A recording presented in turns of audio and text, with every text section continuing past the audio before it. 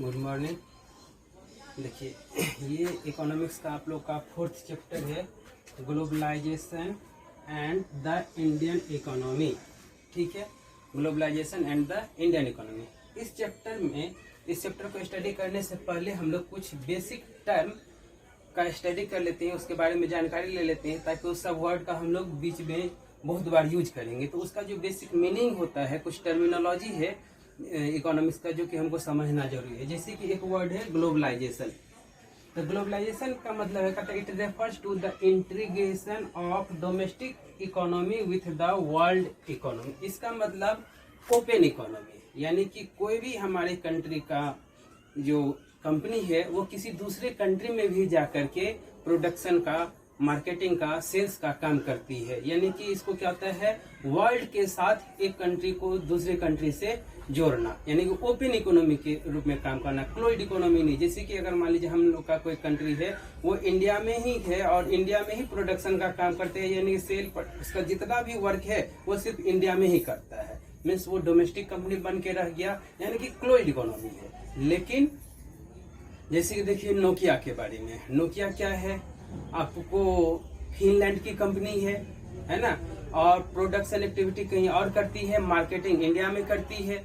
तो ये चीज जो है दैट मीन्स इस तरीके से, यानी कि एक कंट्री का कहीं और है, प्रोडक्शन कहीं और होता है, मार्केटिंग कहीं और होता है। इस तरीके का जो इकोनॉमी होता है उसको हम लोग बोलते हैं ग्लोबलाइजेशन। दूसरा MNC, multinational company. Multinational company यानी जैसे हमने क्या कहा आपको नोकिया के बारे में। जैसे कि देखिए सैमसंग है ना, क्या है, साउथ कोरिया की कंपनी है।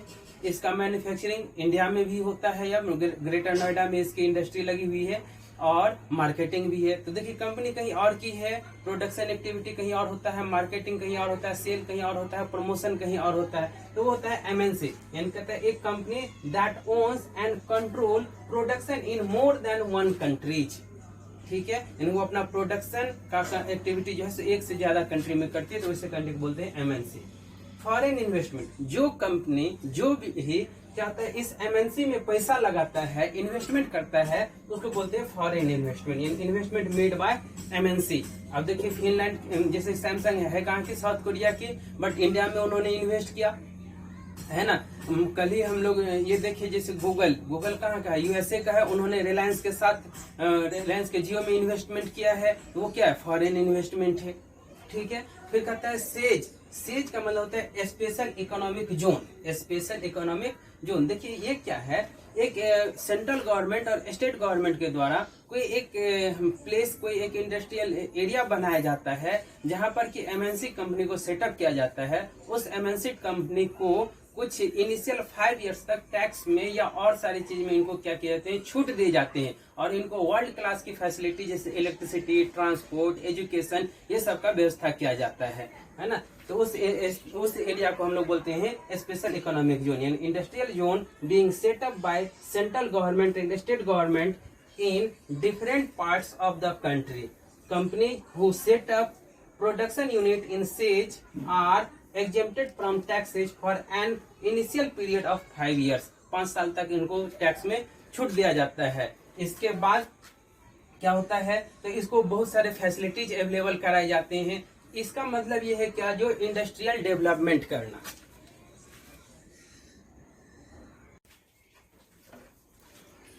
नेक्स्ट है आपका लेबराइजेशन। लेबराइजेशन का मतलब देखिए जैसे भी कोई बिजनेस करते हैं, तो बिजनेस स्टार्ट करने के लिए बहुत सारे प्रोसेस से गुजरने पड़ते हैं, डॉक्यूमेंट तैयार करने पड़ते हैं, लाइसेंस लेने पड़ते हैं। खास करके जो फॉरेन बिजनेस करते हैं तब, यानी किसी दूसरे कंट्री में अगर जाते हैं तो वहां पर जानते हैं बिजनेस स्टार्ट करना, लैंड एक्विजिशन करना, इंडस्ट्री सेटअप करना, इन सब में बहुत सारे प्रोसेस करने पड़ते हैं, बहुत सारे लाइसेंस लेने पड़ते हैं।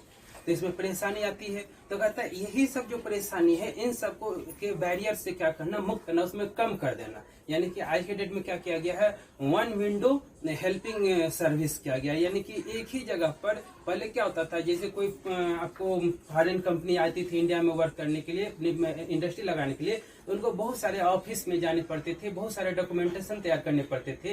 लेकिन आज क्या किया गया है, उसको वन विंडो यानी सिंगल विंडो पर काम कर दिया गया है। मतलब कहता है आप एक ही जगह जाइएगा और वहीं से आपको जितने भी लाइसेंस की जरूरत है, जो सभी इंपॉर्टेंट वर्क है, एक ही जगह से आपको पूरा काम हो जाएगा। यानी कि उसकी परेशानी को क्या किया गया, कम किया गया।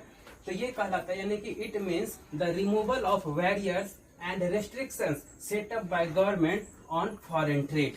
ठीक है, ये कहलाता है लिबरलाइजेशन।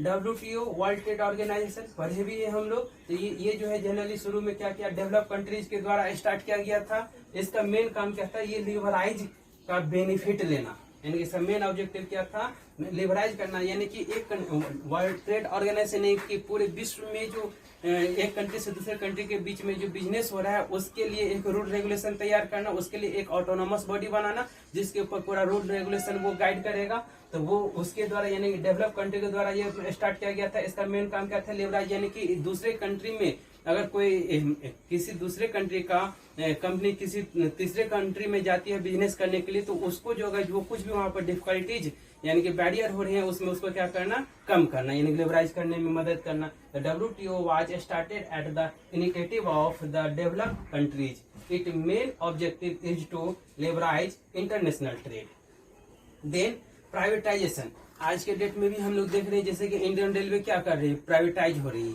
है ना। बिजली यानी इलेक्ट्रिसिटी इंडिया में कम्प्लीटली तो प्राइवेटाइज हो ही चुकी है। इसका मतलब क्या, इसका मतलब ये चीज है जो गवर्नमेंट जिसका ऑनर्स, जिसके ऊपर, जिस यूनिट के ऊपर, जिस प्रोडक्शन यूनिट के ऊपर गवर्नमेंट का यानी पब्लिक सेक्टर का ऑनरशिप है, वो ऑनरशिप क्या किसको चला जा रहा है, प्राइवेट सेक्टर को चला जा रहा है, प्राइवेट के हाथ में हो रहा है। सेक्टर वही है, काम वही है, इंडस्ट्री वही है, सब कुछ वही है, सिर्फ ऑनरशिप का ट्रांसफर हो गया है। ऑनरशिप का ट्रांसफर का मतलब कंट्रोल। ठीक है, तो कहता है privatisation means it means transfer of ownership of property from public sector to the private sector. फिर BPO, ये है business process outsourcing. Business process outsourcing, देखिए जैसे कि TCS का नाम आप लोग सुने हैं, TCS ये TCS किया है टाटा कंसल्टेंसी सर्विस। ये क्या करती है, नेटवर्क प्रोवाइड करती है। जैसे कि जितना भी बैंक है ना, सबका ATM चलता है, सभी को नेटवर्क, एक ATM से दूसरे ATM के साथ हम लोग काम कर लेते हैं, है ना। एक बैंक में जमा करते किसी दूसरे बैंक, यानी इन सब का जो नेटवर्क है ये जोड़ने का काम, तो इलेक्ट्रॉनिक काम, तो ये सर्विस कौन प्रोवाइड करती है, TCS टाटा कंसल्टेंसी सर्विस। ये सभी बैंक को ये सर्विस प्रोवाइड करती है। इंजीनियरिंग का वर्क है, ये टेक्नोलॉजी का वर्क है। तो ये दैट मीन्स बिजनेस एक्टिविटीज कुछ और है। टाटा का तो ये काम बैंकिंग बिजनेस टाटा का नहीं है, लेकिन ये जो बैंक का बिजनेस है उसको ये क्या करते हैं, सर्विस, यानी थर्ड पार्टी हो गया ना टाटा, इसके लिए इसको सर्विस प्रोवाइड करना, इसी को बोलते हैं BPO, है ना। यानी कि कहता है it is the contracting of non primary business, यानी टाटा है ये प्राइमरी बिजनेस नहीं है, टाटा का तो कुछ और काम है, लेकिन फिर ये क्या करता है, जिसका बैंकिंग बिजनेस को ये क्या कर दिया है, सर्विस, यानी कि functioning of third party service provider, उसके बीच में जो है उसको बोलते हैं BPO। इसी तरीके से होता है KPO नॉलेज प्रोसेस आउटसोर्सिंग। अब देखिए ये BPO के तर्ज पर ही है नॉलेज प्रोसेस आउटसोर्सिंग।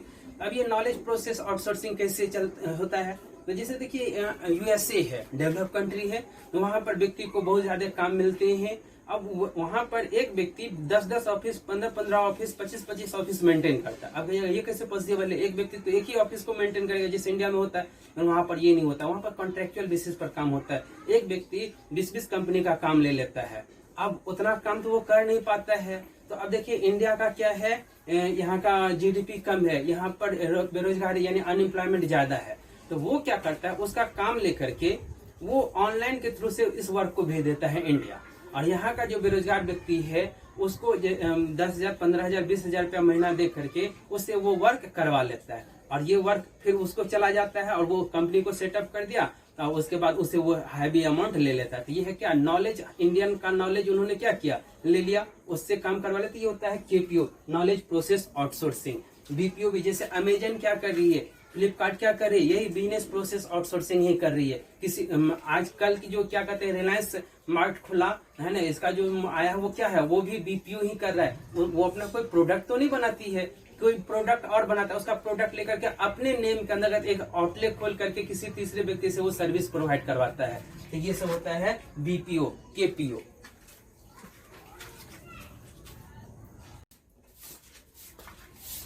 तो ये देखिए हम लोग आज का जो हम लोग का जो चैप्टर है, चैप्टर नंबर 4 ग्लोबलाइजेशन,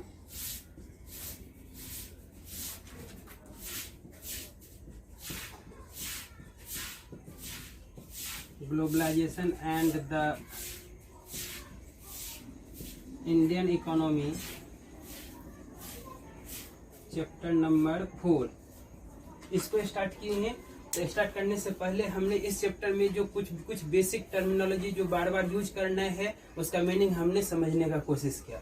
जैसे कि सबसे पहले हमने समझा ग्लोबलाइजेशन। ग्लोबलाइजेशन का मतलब क्या, जो एक यानी कि क्लोज्ड इकोनॉमी है इसको ओपन इकोनॉमी बनाना, यानी कि बैरियर फ्री एक कंट्री दूसरे कंट्री के साथ क्या कर सके, ट्रेड कर सके, एक कंट्री का व्यक्ति किसी दूसरे कंट्री में इन्वेस्ट कर सके, है ना। ये चीज यानी कि बिजनेस पर्पस के लिए ऐसा हो तो वो कहलाता है ग्लोबलाइजेशन। देन हमने सीखा क्या, एमएनसी मल्टीनेशनल कंपनी, यानी कि एक ऐसी कंपनी जिसका प्रोडक्शन कहीं और होता है, मार्केटिंग कहीं और होता है, सेल कहीं और होता है और सारे पर वो कंट्रोल बनाए रखती है। ठीक है। फॉरेन इन्वेस्टमेंट, एमएनसी में जो इन्वेस्टमेंट करती है यानी कंपनी कहीं और का होता है और इन्वेस्टमेंट वो कहीं और करती है तो वो कहलाता है foreign investment. Special economic zone, says, ये क्या करता है, हर एक कंट्री ये सेज बनाती है, यानी कि सेंट्रल गवर्नमेंट और स्टेट गवर्नमेंट मिलकर के कुछ एरिया डिफाइन करती है जहां पर कंपनी को क्या किया जाता है, फ्री फैसिलिटीज कुछ दिन तक अवेलेबल कराए जाते हैं, उसको टैक्स में कुछ दिनों तक छूट दिए जाते हैं ताकि वो अपने वर्किंग एक्टिविटीज को, वो अपने बिजनेस इंडस्ट्रियल को डेवलप कर सके। फिर होता है लिबराइजेशन, यानी कि इसमें क्या होता है, जो कुछ उसके ऊपर जो लाइसेंसिंग वर्क, जो उसका रिस्ट्रिक्शन लगा होता है, बैरियर लगा होता है, उसमें क्या करना, रिमूवल करना, कम कर देना।